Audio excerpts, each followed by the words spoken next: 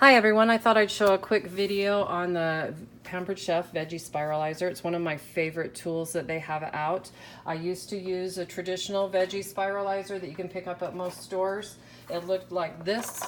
It's gone to Goodwill.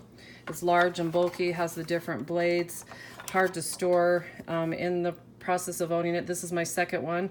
This is where I always break them, this dang handle right here, because it's cheap plastic, and applying that pressure, either that breaks or this part, this prong part breaks. So I don't need that anymore. I'm not even sure I should send it to Goodwill because nobody's going to know what this little guy is for. But I've already done some zucchini. I need to do another one so I can show you on this video how that's done. And I'm going to freeze this because I don't need it right now. But I thought it would be fun to show how I did these parsnips. So on keto, we don't do potatoes. And so sometimes having a crunch, something crunchy like a parsnip chip's a fun idea. I'm gonna try frying these up in some coconut oil. I've done them before. They're a little greasier than I like. So I also have an air fryer since I last played with parsnips. So I'm gonna see how they turn out in my air fryer.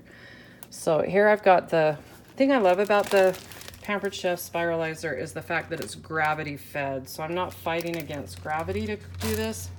You want to make sure, so this parsnip I did clean up a little bit. You can leave the skin on, it just makes the chips a little crunchier. You want to make sure you give it a nice clean cut on the bottom so it has a base to start with. So I'm going to cut that off so I have a nice straight edge. And then about 4-inch pieces fit in here really well. So if you do anything a little bit bigger, then you're going to end up sacrificing and cutting down some more. So I learned previously these smaller pieces are hard to spiralize. Nothing for the machine to hold on to. We'll try it with this one, but I think we're going to have great success for this. So I actually did not put in the blade. They have 3 different ways to cut. I'm going to do the ribbon on this. The zucchini's done with this larger one. You could probably do it with the smaller one. I've just found with the smaller blades, this works great on something a little bit harder, like potatoes or yams, but since I don't do those, I haven't tried them.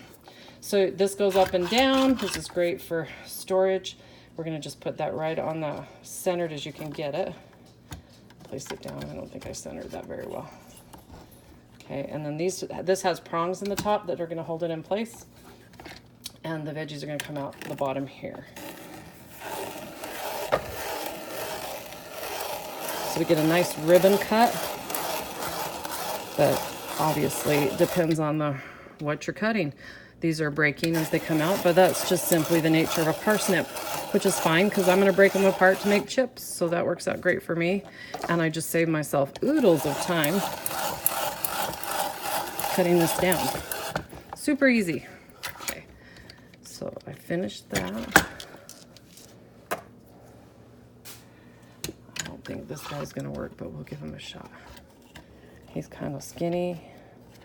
So the machine has to have something to hold on to, the top and the bottom. And we're just going to get baby chips.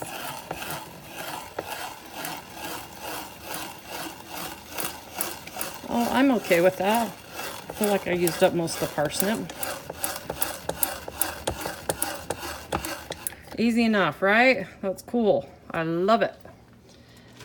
In another video, I'll show you how these turned out, what methods I used to cook them. But today I just wanted to show you how awesome this Veggie Spiralizer is. Super easy to clean. It can go, all the pieces can go actually in the dishwasher. So it's easy to, comes apart. It has a guard, blade guard, that you'll want to put on to get that. I'm going to wash this off real quick before I do the zucchini. And this will help me release this, the prong part. See that? Comes right apart. These parts come out. Again, all dishwasher safe. Pop this baby off. This comes off the base, just like that. There you go. And then we're gonna go wash that and I'll be right back.